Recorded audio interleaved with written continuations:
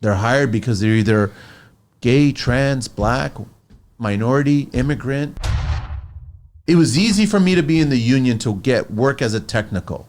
We would get a movie, we would get a TV show. TV shows were great. We would go 5 months straight work, 5, sometimes 6 days a week. You're getting paid, this is the early 2000s, $25 an hour, right? And I always rang the fucking union shop. He would come in, show up on his face on set, and I would just rang him. I was like, why are you taking all this? I would just complain about everything. Like, what's the purpose behind this shit? I'm not seeing any benefit from this behind this shit. But you had, because I was in the union, you had to abide by this crap, right? But I was making good money at that point. And then when I started getting into directing, and you're a solo artist now.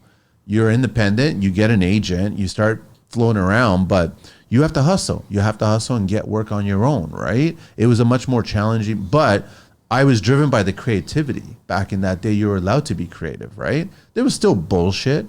You know, there was just industry bullshit attached to that, but it worked. But when I see the people today, and I still talk to a lot of people in the film business, they shake their head because most of the people that are doing the creative positions are placed there because of DEI points.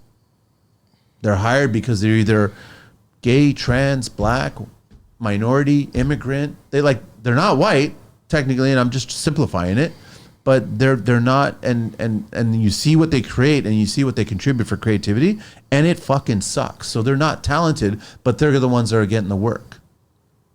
Nepotism. It goes back. It's the same thing in construction. I get it.